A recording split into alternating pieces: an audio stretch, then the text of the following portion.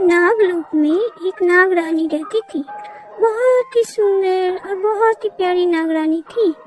उसके साथ एक उसकी सहेली भी रहती थी जिसका नाम कनकलता था।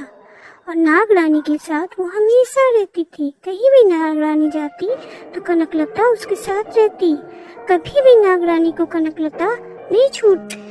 एक दिन नागरानी बोली, अरे कनकलता, मुझे कहीं घूमने जाना है, चलो कहीं घूम के आते हैं। कनकलता बोली, चलिए महारानी। जाते जाते वो लोग दोनों बात कर रही थी। कनकलता बोली, महारानी आप तो इच्छाधारी सांप है, कोई इधर उधर देखेगा तो नहीं? अगर देख लेगा तो बहुत मुश्किल हो जाएगी। अब आप ही बोलिए, मैं क्या करूं? मैं देखती हूँ इधर उधर हवा में तैर कर कि कोई आ रहा है क्या। नागरानी कनकलता को बहुत प्यार करती थी। वो जो बोलती वही सुनती थी। नागरानी जाते जाते एक जंगल में पहुंची और वहाँ पे 3 आदमी जंगल में जा रहा था। उसने नागरानी और कनकलता को छुप छुप कर देख लिया कि इच्छाधारी सांप, अरे देखो इच्छाधारी नागिन है और उसके साथ और एक नागिन है। इच्छाधारी नागिन तो अपना रूप बदल सकती है।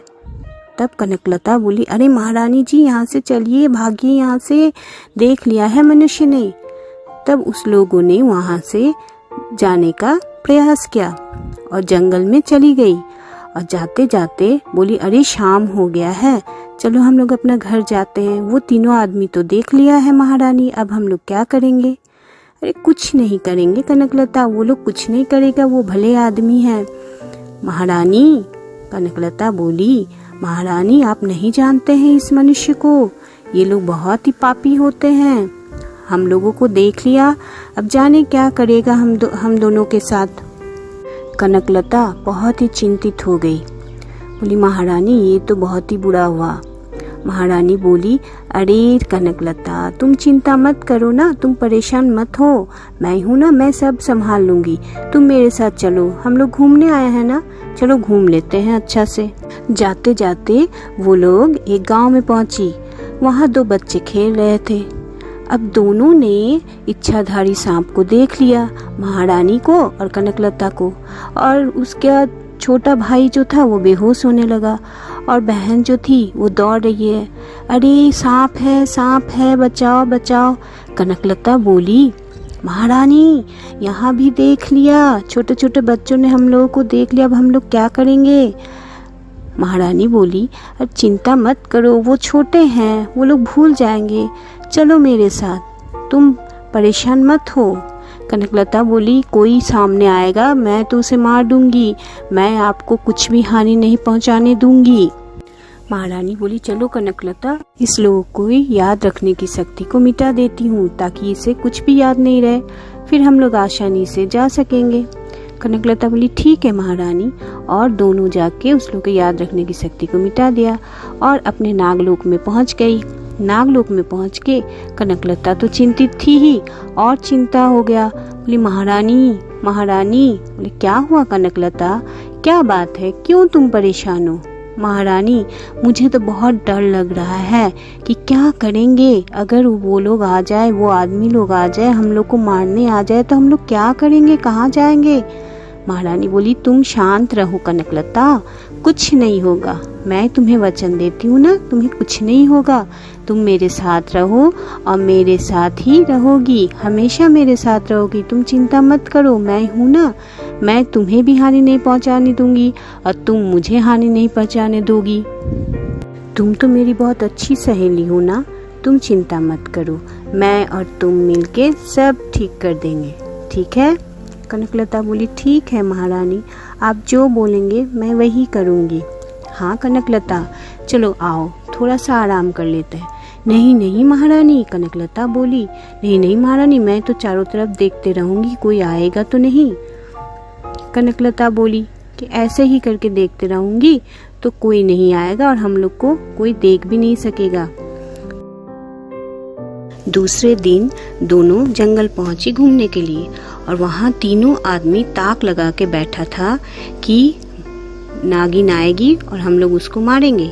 लेकिन दोनों इच्छाधारी नागिन को देख के एक सेठ और पुलिस दोनों बेहोश हो गया वहाँ जो गांव का आदमी था वो खड़ा रहा और वो ललकारने लगा कनकलता को, अरे आओ, तुम लोगों को मैं आज मारूंगा। कनकलता बोली, अच्छा तुम यहाँ मारने आए हो हम लोगों को?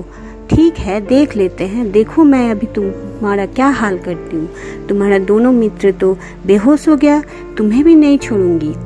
तब तक वो आदमी अपना तलवार निकाल लिया और तलवार निकाल कर कनकलता पर वार कर दिया। कनकलता वहीं बेहोश हो गई। आदमी बहुत चिल्लाने लगा, हा हा हा हा, देखो मैंने एक नागिन को मार दिया, अब तुम्हारी बारी है नागरानी, तुम्हें नहीं छोड़ूंगा, हा हा हा हा, तुम नहीं बचोगी मेरे पास, हा हा हा हा, देख लो तुम्हारी सहेली कैसी सोई हुई है, मर गई है। महारानी बहुत गुस्सा गई, बोली, तुम्हारी इतनी हिम्मत, तुमने मेरी सहेली के ऊपर वार किया, मैं तुम्हें नहीं छोड़ूंगी मानव, मैं तुम्हें खा जाऊंगी, डस लूंगी, तुम्हारा पूरा परिवार बर्बाद कर दूंगी, तुम्हारा गांव बर्बाद कर दूंगी।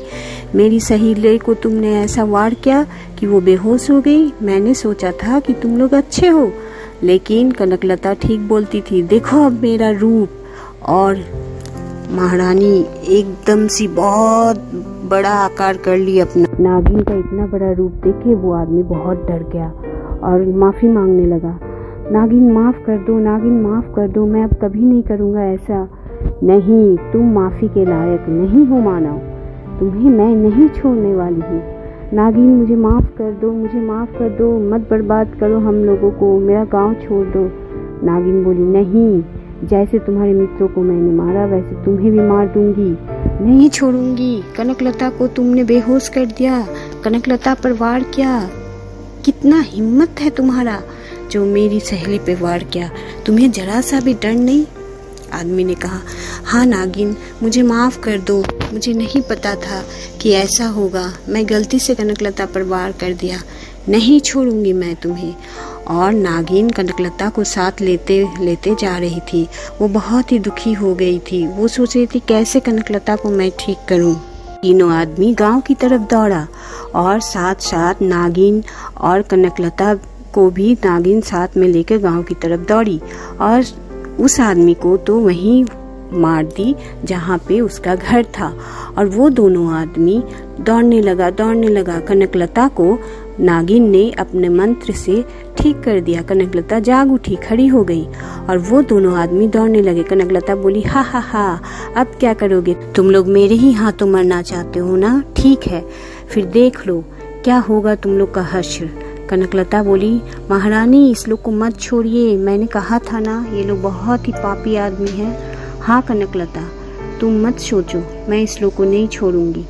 फिर दोनों आदमी फिर कनकलता पे वार कर दिया। कनकलता बेचारी वहीं फिर मुरझा गई। महारानी अब तीनों को अपने विष से फुफकार, तीनों आदमी वहीं मरकर ढेर हो गया। और महारानी बोली, कनकलता अब चलो हम लोग यहाँ से, आ जाओ। दोनों आदमी सामने आ गया। जैसे ही सामने आया कनकलता उठ पड़ी और कनकलता उठने के बाद बोली, महारानी इस लोग को मत छोड़िए, मार दीजिए दोनों को। महारानी बोली, कनकलता तुम चिंता मत करो, मैंने इन दोनों के ऊपर विष का फुफकार कर दिया है, अब ये दोनों नहीं बचेंगे। और तभी दोनों आदमी लड़खड़ा के वहीं पे गिर पड़ा। महारानी बोली, चलो कनकलता यहाँ से। और वो लोग दूर जंगल में जा पहुंची। महारानी बहुत चिंतित थी।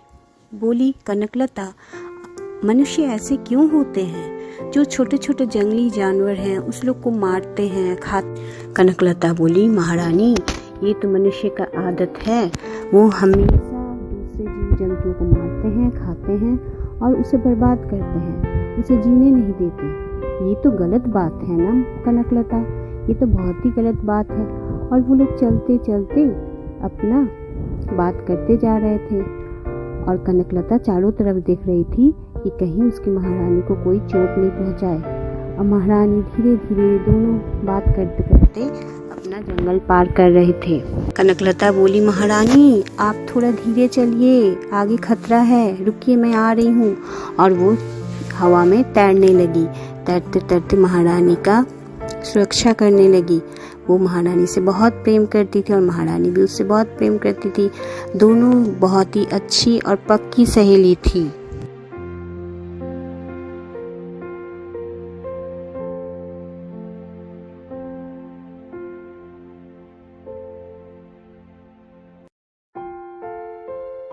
इस प्रकार महारानी और कनकलता दोनों नागलोक पहुंच गई और वहां जाके आराम करने लगी। इस प्रकार दोनों सहेलियां बहुत ही अच्छी तरह से रहने लगी। महारानी बोली, कनकलता अब अगली बार फिर हम लोग कहीं और जाएंगे घूमने, ठीक है? कनकलता बोली, हाँ महारानी, ठीक है ठीक है।